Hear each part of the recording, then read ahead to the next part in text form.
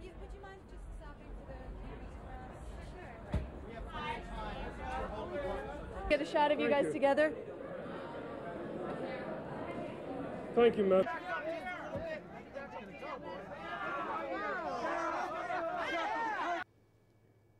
Well, my first audition in New York, let's do it that way, because I did audition in Cincinnati, Ohio. Well, I can tell you that one.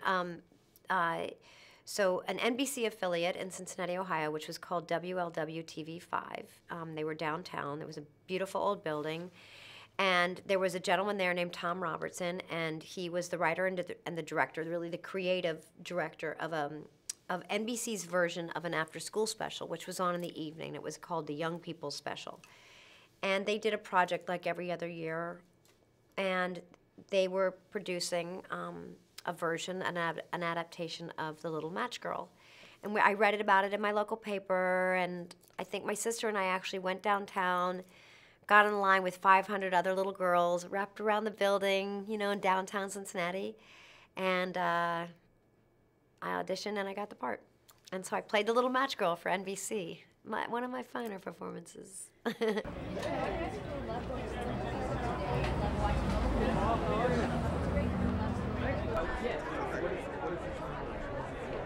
Hi, it's Ricki Lake. How are you? But the one show, there was a show in New York City when I was young, and it was called The Early Show.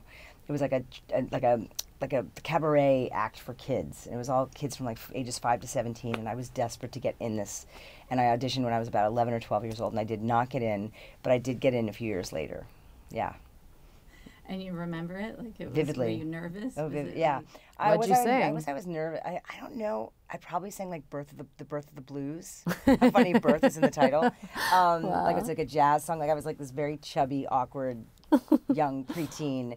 And but I had a belt, you know, I had a big belt, and you know, I wanted to be Annie. I never got a chance to audition for Annie because my mother, she squashed that dream by telling me I wasn't a starving orphan type. But I did eventually get into this troupe called The Early Show, and that helped me to kind of with performing, with learning to win over a crowd, to be comfortable on stage. I mean, it was really a fun experience. But I also remember auditioning for Silver Spoons when I was like 15, I remember Silver Spoons. And I got a call back, and my friend Ricky Mandy, one of my Schroeder. best friends, Mandy Ingwer, got the part.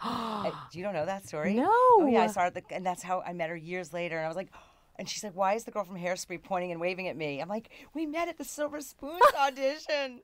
Yeah, she got the part and I didn't. No way. Anyway, yeah. And I said, I can't do it. I can't. It was offering us to, but I said, I just didn't do it. They give you a little bit of time.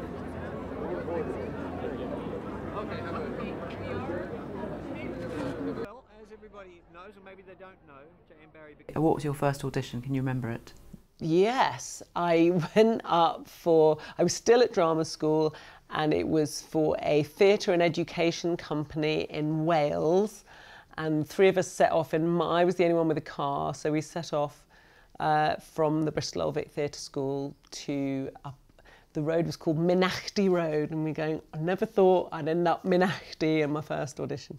And yeah, I didn't get it. They were, you know, I said I want to play Isabella and Measure for Measure, and they're like, yeah, I'm not sure this is the one for you. So yeah, didn't get the job.